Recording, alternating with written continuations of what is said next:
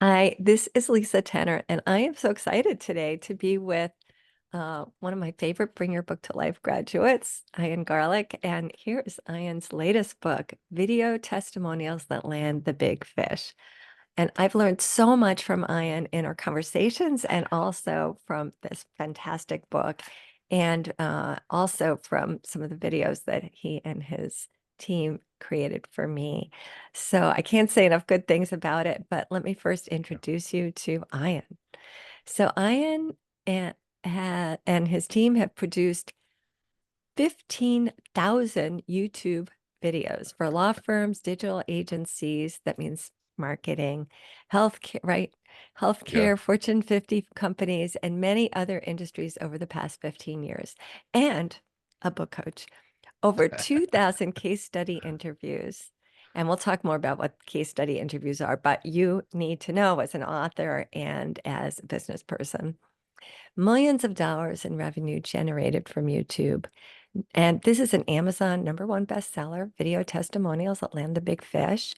500 episodes of the Garlic Marketing Show. It's a great podcast, and I've been lucky enough to be a guest on that podcast. And we'll include a link for that too. And 20 digital marketing courses. That's a lot of courses. As somebody who's created courses, like I'm in awe already. 17 years creating YouTube strategies, hosts Giants of Video Summit, and he hosts Profitable Agency Wealth Summit, and is creator of the video case story method. So you are in for a real treat because videos can help you get a really loyal following who are hungry for the deepest wisdom that you have to share with them. And they really get to know you in a way that's powerful and that makes them lifelong customers, people who are going to buy all your books and your services. So, and who really get you, right? hmm It really helps people get what you have to offer your clients, your readers. So here are just a couple testimonials. Um, when clients come through the door, they come in pre-sold. They feel like they already know us and are ready to work with us. Ian's directions and YouTube strategy landed us a major airline as a client without even having to make a proposal. That's pretty powerful. And that's from Marty McDonald, CEO of Bad Rhino. So without further ado, let's get into the questions. And Yes. by the way, you have another great book, and that uh, is a graphic book. Can you remind me the title? It's Sure. escaping me. It's the worst titled book ever for what it is. It's Stake Your Claim. 4 ways you must win in the wild west of the web. It's a basic SEO book, but when 15 years ago, my clients didn't know what SEO was and how Hmm. it worked. And so I made an illustrated book as kind of like, here's the simple way to understand this. And it's a little story of a guy going out into the Wild West. And yeah, so, and it explains SEO from essentially in a parable. Hmm. Which, I think it still is important for many people because people still, my husband does SEO, as you know, and people still are like, what is that? So, Yes. yeah, so that's very, very helpful, I think. And I love that. Ian is one of those people who thinks outside the box when it comes to a book. And I think that really helps you reach readers that other books might not reach and helps your book really stand out. And both of these books really stand out among the marketplace. And we'll talk more about that as well. So, first of all, you are famous for saying, create video testimonials that don't stink. So, why do most video testimonials stink? That's a a great question because I mean, it comes down to the fact I use the word video testimonials, but right away in the book, I tell people you don't want to even talk about video testimonials. You want to Hmm. talk about case stories. You want to ask people about their story because when you ask for testimonial, like Lisa, if you ask someone for a testimonial about Lisa and they're like, Lisa's great. Lisa is great, but most people aren't going to pay attention to that.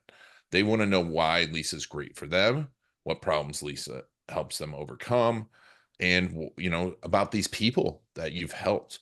And the story is so important, and taking the time to really find your the stories of the people that you help. I think it's the most important thing one of the most important things we can do. Mhm. Um, and even if you're not in business and you're just, building a book to help other people, really understanding the impact you have on people is such a huge opportunity. But most people go, "Oh, I'm just going to get a testimonial," and someone says, "Oh, they're great," right? Or "It's awesome," or maybe they talk a little bit about the outcome, but they don't talk about the struggles. And that's what we really need to hear as humans is who these people are and the struggles they went through and how they overcame the struggles. Mhm. Oh, that's beautiful. I love the way you said it. So you've answered my next question, which is what are video case stories and how do they work? I don't know if you want to say more about that or you've kind of covered it, I think.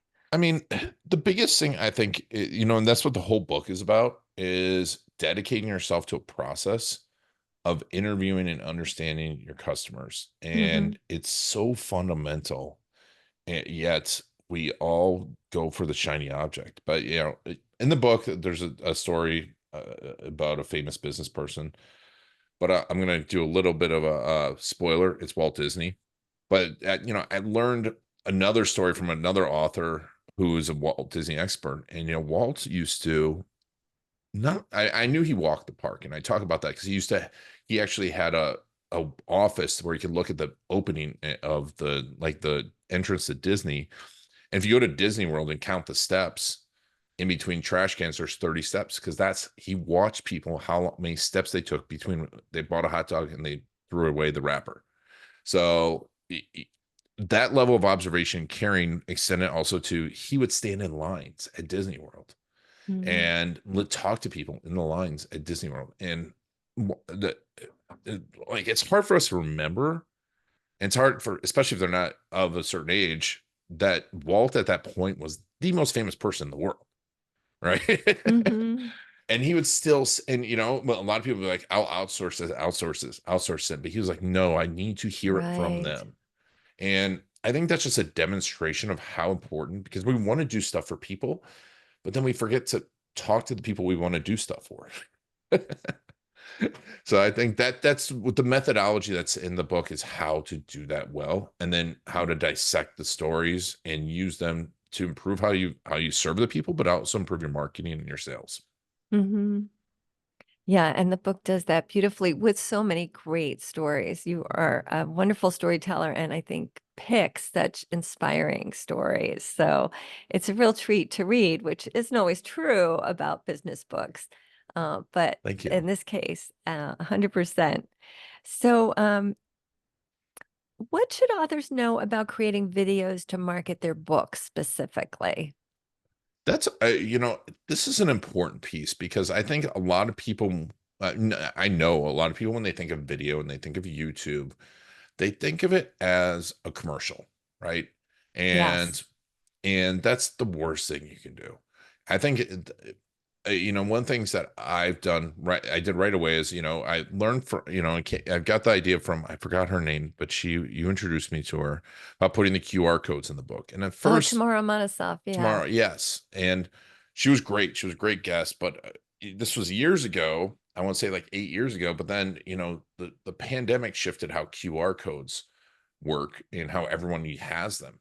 And Hmm. so what I realize now is that like videos allow us to supplement and go, well, let me supplement some of the information on here and Hmm. allow people to see my face and hear my voice. So I think the first thing you should do is make the books like, and this was a hard thing for me to do, as you know, because you helped me write my books, is to whittle down the information, make it easier and Hmm. simpler and more but if they want to go deeper, the videos can be there.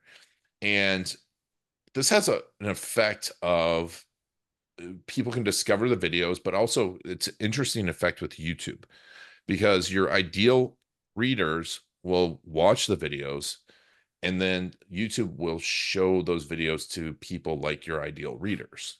So Mm. it's this neat transformation. And I think that's the place I would start.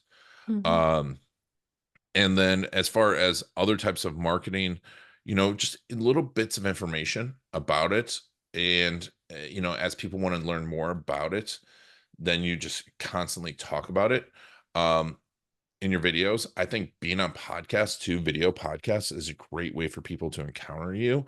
And I think, and that's been one of the most beneficial things is actually, I had someone who saw me on a podcast, bought the book, bought the audiobook, and then watched a bunch more of my YouTube videos, and then actually got an appointment and hired me within the course of 5 days.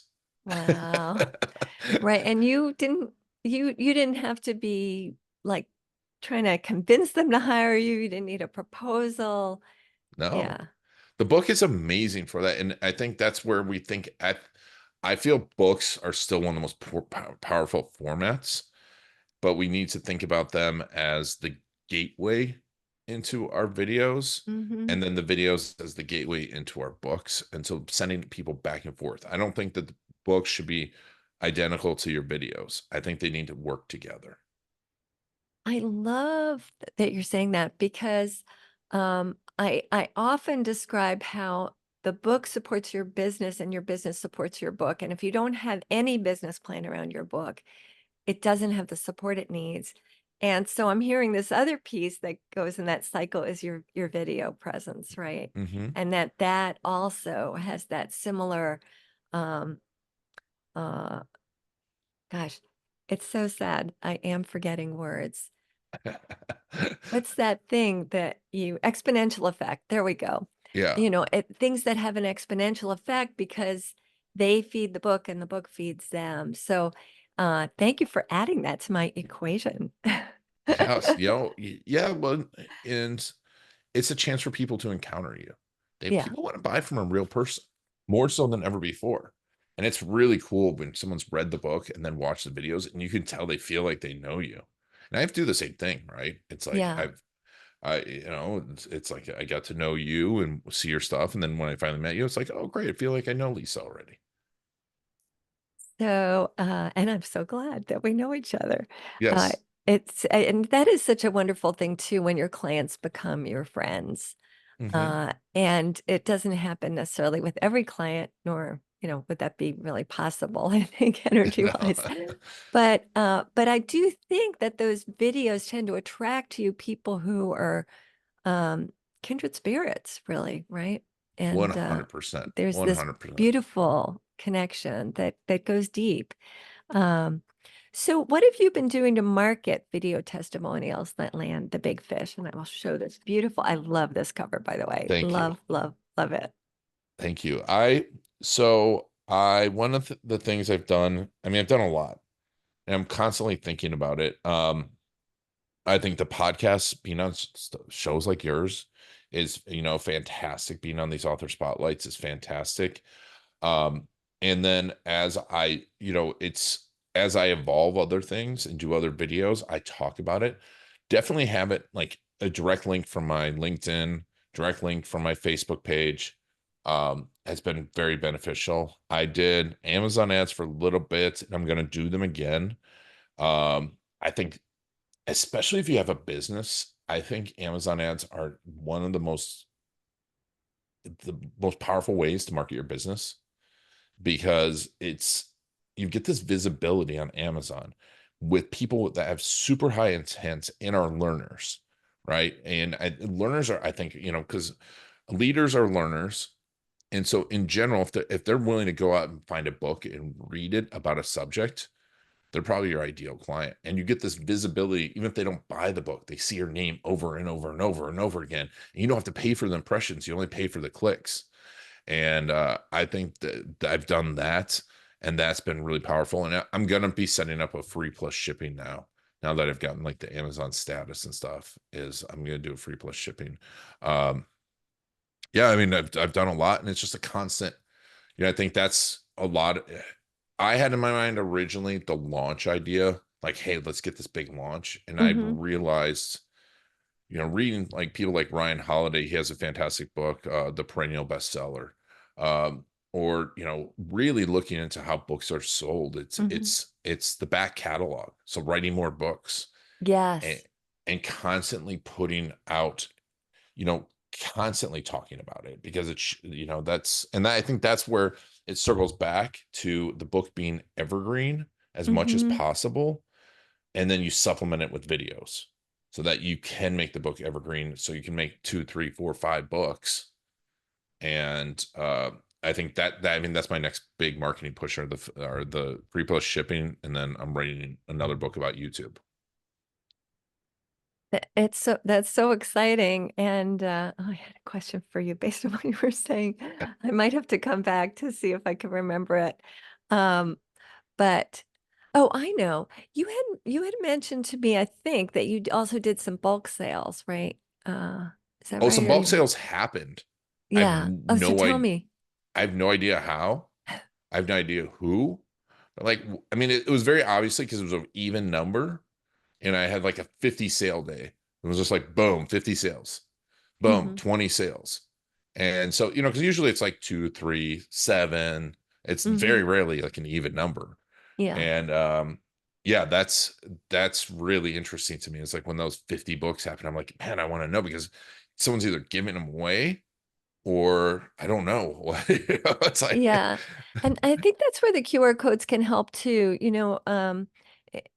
Tamara Monosov had also suggested to me that that's where I got the idea of using QR codes. And I used it in both the Joy of Writing Journal and Breathe, Write, Breathe. And she suggested inviting people into a private Facebook group. Now, Facebook groups have changed. They're kind of crappy now. You can't, yeah. nobody hears about anything happening in the group anymore very much, or like two people here at a time. So, Facebook wants you to advertise. So sadly, it's not what it was. But what I found was I had been doing Amazon ads too. And often people who bought on Amazon did join the Facebook group. And then I got to find out more about where they heard about the book. So Oh, one person, for example, she had not heard about the book through an Amazon ad. She had heard about it through another Facebook group she was in. And somebody said, I bought this book thinking it probably wasn't that great, but was curious and, was doing some research or something. And like it changed my life, it was so amazing.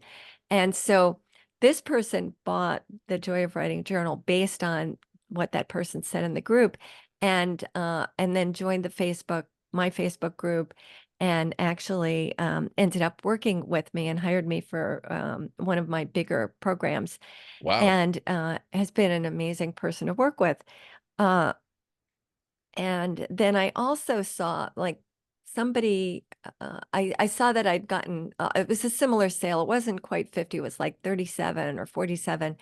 And I was curious, but I really didn't know where they came from. And then one of those people joined the Facebook group and mentioned that her workplace had bought the book for everyone during Mental Health Awareness Week. And so she and I emailed back and forth, and I said, I'd love to do a free workshop for your um, your place of work. And it was actually a school county, and it was for all the school counselors and therapists and VPs, vice principals, all the people, working in the school who uh, support teachers and students and That's mental health. amazing. Yeah, yeah, it was so cool. And so I did something for them, and then they said, "Oh, well, we're buying books now for all our new hires." So it really, and you were using the book all month for Mental Health Awareness Month. So it really is exciting to have ways that people can, that you may not even have bought the book, right? They might have been given the book, but that they have ways to contact you, and you start to find out exactly what happened.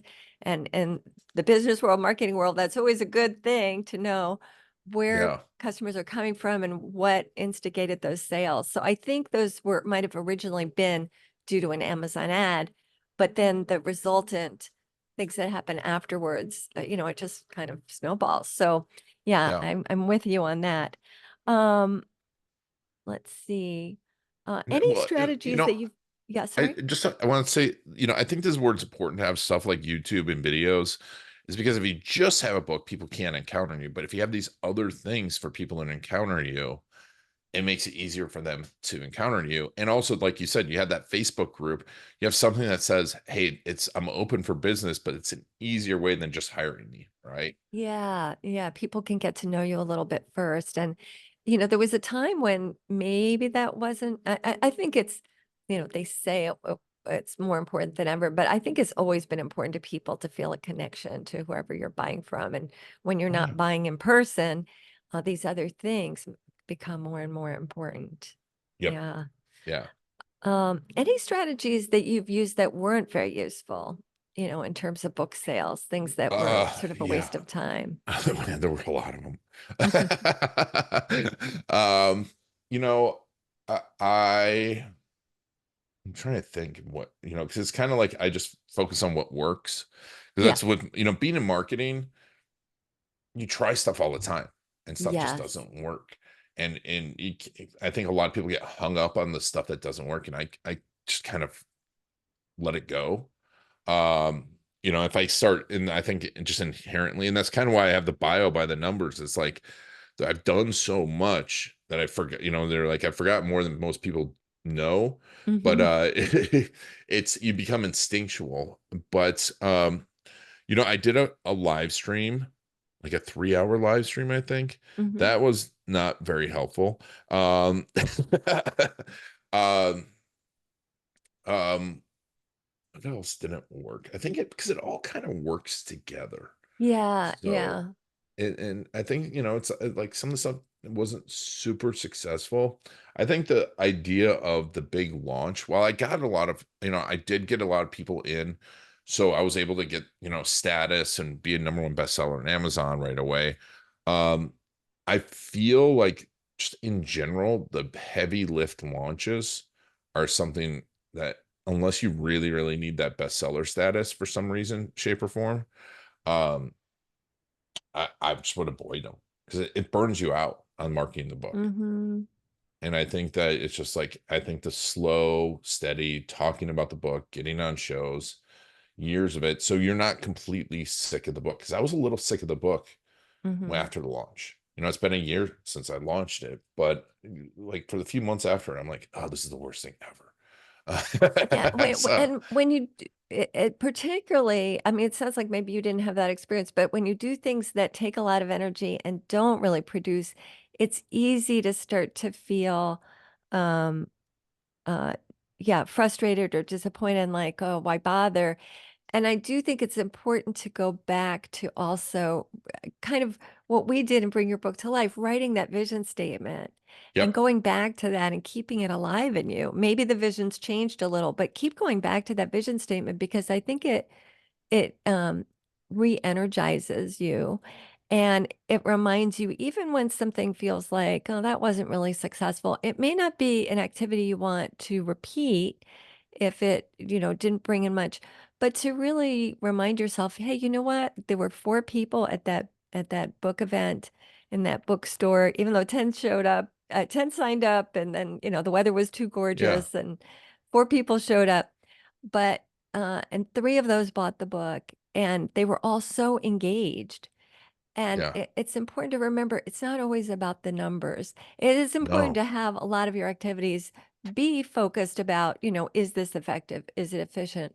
But in those Yep. times when it's not, I think it is important also to go back to trusting that maybe a smaller group was needed because those people really got more out of it. It was a more intimate experience. And some of that's important too. So, I think in our culture we can get so focused on the numbers, and we need a balance, right? Of like trusting, okay, this was an intimate experience and maybe that's what everybody needed, myself included. And Yeah. other times, yeah, these numbers are really working and that's important too. That the small audience, if it's the right people, you don't know who you're going to impact. And I think that you said two amazing things. The vision is so important because you've got to stick with it. And I try and work on that, all like revise it and review it on a daily basis. And because it keeps you excited. And why am I doing this? But also, like, this power of that small 2 or 3 people. You don't know who those 2 or 3 people are.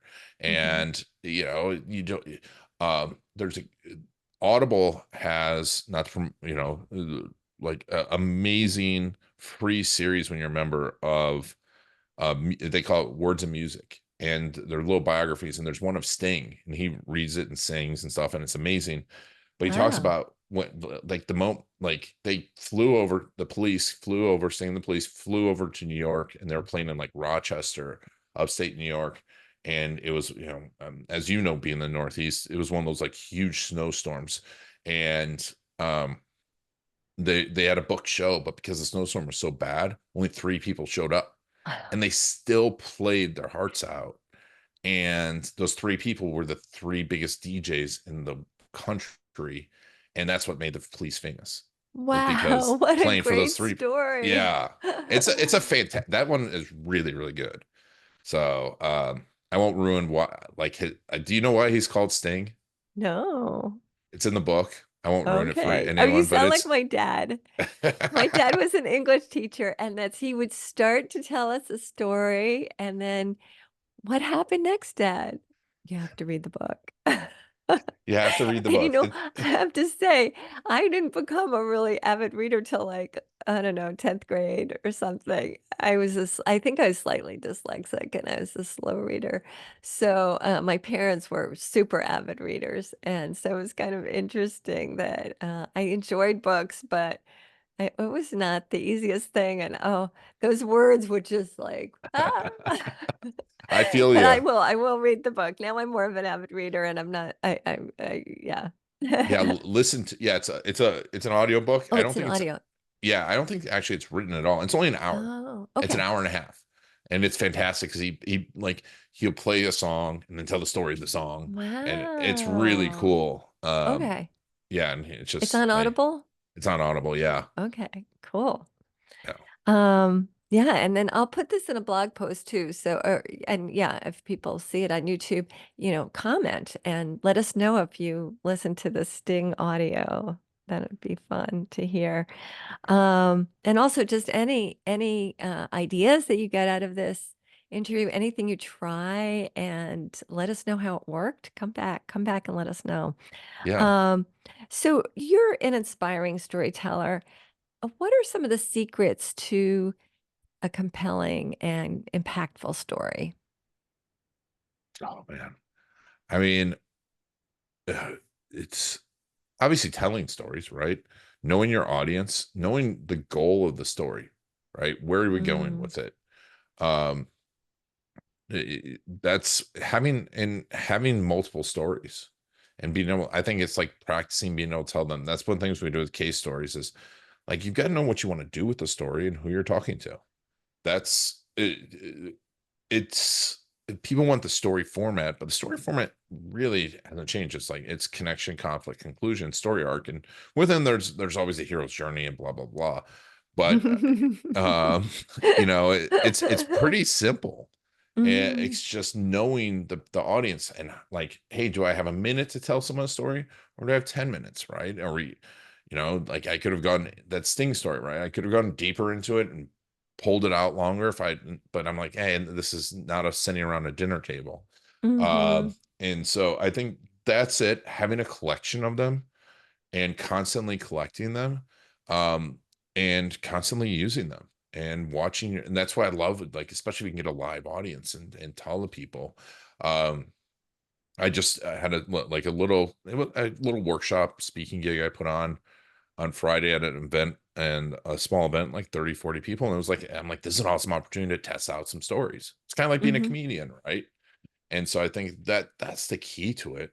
And then just watching people's reactions as much as possible. But it's really about the person you're telling the story to in the end. hmm So I mean, yeah, that's it. Well, I had some other questions, but you've really answered them all. So, is there anything else, our listeners, as you know, are people who are mostly people who are writing books, publishing books. And actually, I will say one other thing that came up when you were speaking about using Amazon ads. And one of the things that make Amazon ads affordable really is if you self-publish, right? If you're traditionally published and make less than $1 per book, you're going to lose a lot of money on every book you sell. Yep. And that makes it harder to justify. But if you're breaking even and then the books are bringing in new clients, it can be an incredible opportunity, uh, both in terms of having an impact on people and financially. So, So, and then of course, when you self-publish, you have a lot more control too. So, maybe do you want to talk a little bit about self-publishing and what, yeah, again, I love your cover. Who designed your cover? So I used a combination. I want to get kind of like the theme of it done. So I used I had a few different designers test out, and then in the end I got close, and then my wife is a graphic designer, so I had her Ah, finish it up. But I didn't want us to argue for weeks, so yeah. that's why Started. she did. Yeah, so I had someone else start it and her clean it up. Yeah, but I kind of Yeah. knew where I want to go. Thank you. Yeah, it was that was I knew where I wanted to go with that. I wanted to stand out, and then self-publishing. I mean, even I think the idea of self, like when someone says self-publishing, I think it's such a misnomer because you have to have Hmm. people like yourself. To really get it done, you have to have a team of people. Yes. Yes. I don't know anyone who's done it successfully and done it well completely by themselves. Hmm. And you're just too close to it, you'll hate it. And I think like having different people is so important, because Hmm. I mean there were elements of this book that we started like I think like what was it, almost 9 years ago when I first was worked with you, and so it's like balancing that out is important. Like you said, having the vision for it is Hmm. absolutely critical. Um, and then getting the right team members in place. And Hmm. if you don't, I think if you, I think going through a program like yours is huge because you get to know all the elements and you can point them in the right directions to the right people because it's easier than ever to end up with the wrong people Hmm. and go cheap with it and then hate your book and never get it done. Yeah. Yeah. Yeah. And I've seen colleagues who will write books and, get like just a layout that just doesn't do the book justice. Yeah, And I feel so badly that, all this energy that went into it, but if it doesn't look as good as it is, people won't necessarily give it the time of day, right? So, yeah, so I think the packaging is so important. And of course, I hope most of our listeners know this, but I think not everybody does. When this is on Amazon, people aren't going to read the tiny print, right? no, You really want your title to be big yep. and The always good. the tiny print is purely for Amazon SEO. Yeah. That was it. Yeah. I keyword stuffed the heck out of Yeah. And look at that that. big fish. It's really readable. And then you've got that fabulous image here. Thanks. I love the Amazon play button. And you've got it up here too. It's clever, it's clean. The colors are great too. Thank you. Yeah, I appreciate that. I mean, I definitely tested out multiple versions on Ah. social. Mm-hmm. So I was testing it out and I tested out multiple versions with some ads too. So Wow. to see which Wow. one's got the most clicks. Uh-huh. So what kind of ads were they? Were they Amazon ads or Uh, they Facebook were ads. I Facebook use ads? Yeah. yeah, I use maybe like 50 bucks in Facebook ads. Yeah. So was that before the book was published? Yeah. Yeah. Yeah. Yep. I mean, it was 6 months before the book was So published. if you are really serious about,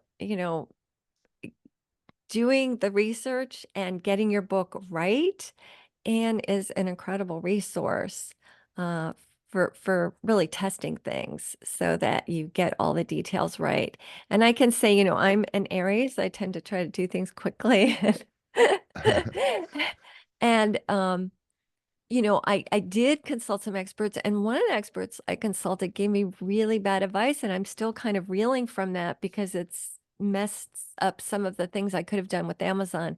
And she says, "Oh, don't worry, you won't run into problems." But when I look at Amazon's contract, if I try to do what she's saying to do, like they could just wipe me off the face of the Amazon earth. So, I um, yes, yeah, I you don't think want that's to. great advice. Yeah, you don't want to mess with that. So I'm just thinking, well, I think, there are things now marketing wise that I can't do because I listened to her advice.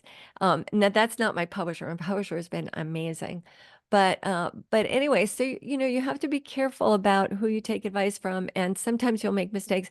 I think my whole career, from the very first book that I traditionally published, has been about learning a lot of the mistakes so I can advise my clients to avoid them, right? So Yeah. I think that my soul has intentionally said, I'll make some mistakes so I can keep people off that path. I don't know. I'd like to think of it that way, that there's value to those There's errors. 100% Um, value. I mean, that's but what it's about. you know, the other thing about those mistakes is they actually can end up what the things that make your career, right? So that first book, our publisher made some mistakes and the book wasn't selling at all. And we discovered why, and it was the dimensions of the book and the front cover. So we were getting all this publicity because we hired a publicist since the publisher wasn't really doing anything there. And that's when we discovered something was wrong. And but because we paused it and then we redid the campaign, all these wonderful things came out of that because we already had some great press from the original version of the book. And we were able to use that on the cover of the book when it was republished under a new title and has been number and cover and new dimensions. So that was really beneficial. But in addition, uh, that really that whole experience, I think, really helped me to become a book coach and understand the world of that more deeply. And our book went on to sell over last I knew, and I know it was more than that, 22,000 copies of both Wow. versions. So, you know, we That's did well amazing. with that. Yeah. But it ended up being a real gift, and the publicist we hired, we probably wouldn't have hired a publicist if the publisher had been doing what they usually do for my co-author. But because the book didn't have the right stuff that bookstores wanted, they didn't have a publicist working on it very much. And so we hired a publicist, and that publicist was the one who recommended me for Harvard Medical School's publishing course. And I was on the Oh, wow. faculty of that for 13 years. Many of my most successful clients came through that course. So often, right, the things that look like mistakes or failures are actually end up being our greatest gifts. And I think that's really important to remember when you hit those inevitable, challenging places with your book, because you're going to find points where you feel like, why did I even do this? This was so much work and so many resources. Yep. And you've got to keep the faith, right? Well, 100%. And I think that's like it comes down to like why it's important to have the people like yourself, book coach, someone coaching you and be in the right groups that keep pushing you along. Because it's really, I mean, I think it's such a slog if you don't have it. It's tough as it is with it. So if you don't have the people keep moving you forward, I mean, it's easy to get 90% of the way there and just stop or Hmm. have that big mistake happen and blow up in your face and you're like, oh, this isn't worth it. And I think, like you said, it can be that you're just right on the edge of having 22,000 books sold. Right, right. It's true. So, and you're such a great researcher too. So when you go out to do something, you see what all the experts are saying, you try some of those things, you figure out what works and what's going to work for you. Are there particular people in the field, when it comes to book marketing, that you would say, oh, study what this person is saying? They really have a lot of great advice. um it depends on like what the goal is. I think as far if you want to develop a community and like rabid like followers, Chris Lockhead's doing his book Snow Leopard's really good and like how to develop a business around your writing. Hmm. um he's a good guy. And that's what's been great about the podcast. I can have people like yourself on. And I'm like, I want to learn this thing. So let me just call them up and have them on the podcast. Yeah. But then Steve Gordon is amazing for monetizing your book for your business. More so than like getting a ton of views. And like one of the things he taught me is like making a referral kit that you use the book to have someone refer to you. And so using the book in business, because it's about getting the book in the right hands if you want it for Hmm. business. Um, as far as getting millions upon millions of copies, I do love Ryan Holiday's book. perennial bestseller, where he just talks about how like books become like there's the books that rocket to the top and slowly taper off, and then there's books that just become bigger and bigger and bigger hits. Mhm. And I think that's a great thing to follow too, because that's really where I discovered that, like it's a, and I forget who else, but those are some great ones. And then, I discovered about the back catalog thing. And when you realize that like 95% of author sales are back catalog sales. Mhm. And And that was then, very true of our book, that first book, The Ultimate Guide to Transforming Anger. yeah, Yeah, that yeah, was back catalog. yeah, back catalog, right? And then, um, uh, the Kindlepreneur guy, I forget his name, Oh, yeah. Oh, now Dave I'm something. forgetting it too. They, oh, I'm looking it up. Dave Chesson. Jave Chesson. His Yeah, stuff's really good. I mean, it's yeah, fantastic. yeah. Yeah, he's great. Yeah, those, I mean, those are all some of the resources. And then you were on my book series on the Garlic Marketing Show. Most of that's pretty relevant still. Yeah. Oh, Um, yeah. So we'll give a link for that too, that people can go look at that series. yeah, I mean, because That's you give great. great information about getting in front of agents and getting your book published that way. And I think that's, for if you really obviously want to get really big, that's why you got to do it. But I think that's like a second or third book thing, right? Because Yeah, otherwise yeah. your book might never get And published. yeah, and it depends, a lot of my clients I gear towards self-publishing for a number of reasons, but a lot of the doctors or psychologists or psychiatrists s- often there are reasons I think that traditional publishing can be the best fit for them. And they're often not marketing people, but I can steer them enough that they get enough of a platform. And then, the publisher, because of what their topic is, the publisher can really help leverage that too. Yeah. So I do definitely recommend the traditional publishing for certain clients, and it is like a really good path for them. Yeah. And Yeah. so, and in terms of experts, if you, I often encourage people to add video to their books, as Tamara taught us. And it's done so much, I think, for making both the Joy of Writing Journal and Breathe, Write, Breathe a true experience and a much deeper experience. And you'll find that too in video testimonials that land the big fish. But if Yeah. you're looking for help with those videos and really making impactful videos, read this book and talk to Ian and listen to his podcasts, hire him because Appreciate it. you'll find just a wealth of information. And you make it so accessible too. So one last question, just how you make it so accessible. Like what are the keys to making the information accessible? Um, Listening to your clients, listening to your customers. I Hmm. mean, it's like, you put it out there and see what because the things that they need to do. And I think it's just like it's a constant simplification. I Hmm. got that talk I did on Friday. I've been working really hard. Yeah, and by the way, I've got a new workshop coming out, which is going to be a book, but I'll give you readers, it's or listeners, I've got a YouTube um, worksheet to get YouTube done in 2 hours a week. Wow, So you can go to videocasestory.com/Lisa and we'll put it on there. But great. it's a planner for 2025. But there's so much that goes into what we do. And one of the things my one-star review on the book was, this seems like a lot of work. I'm like, well, it is. But I try and make it not, I say it's simple, not easy. Right. And Mm, I try and simplify. And like when I gave that talk on Friday, someone's like, oh, I finally get it.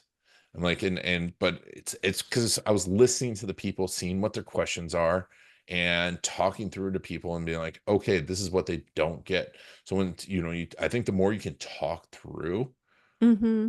what you're gonna do, don't think that the writing is just this: go in a closet and write your book and then come out, go up to the top of the mountain and come back down with a book. I think now we have so many ways to present the information. And that's what I've been doing more of, is sending emails out to my list with little bits of the new book and seeing what resonates with people and what makes sense to them and where they have questions. And the more you can test that stuff out, I think people want to hide their information for some reason. And, Mm, it's like, oh, I want this big splash. I'm like, no, just test out little bits. And then that's where it becomes accessible because you see what works. I love that. I love that. Well, thank you so much, Ian. So tell us how people can find you, how they can get the book, and anything else you want to leave us with. Yeah, sure. I mean, obviously I'll put links in the show notes. Yeah. So you just Google video testimonial book. I think it's number one for that. All that SEO worked. And then if they want to really learn about YouTube and building their business with YouTube, which I think everyone should, but Hmm. you don't have to do a ton of videos. You just have to do the right ones. You can go get that worksheet to plan out your YouTube videos and videocasestory.com/Lisa, and then we'll put that up. And then, yeah, you can follow me on LinkedIn and connect with me there if you just want to directly message me. But those are the best ways because then when you get that worksheet, you'll get a bunch of other stuff too from me. I won't bombard you, but I do send out an email or two a week. But people, it's interesting because it's the writing I'm doing. And from you and like doing writing workshops, like I think you have an amazing writing workshop. Like send that type of stuff out and people are like, I get your emails and I'm excited to read your emails. I'm like, that's amazing. Because it's the book. I'm writing the book, right? And it's just a Hmm. little bit of the book. So you'll get that as well. Great, great. Thank you so much for joining us today, My and pleasure. Thanks for having can't me. wait for the rest of the books. Yeah, thank you. Thank you. Me too.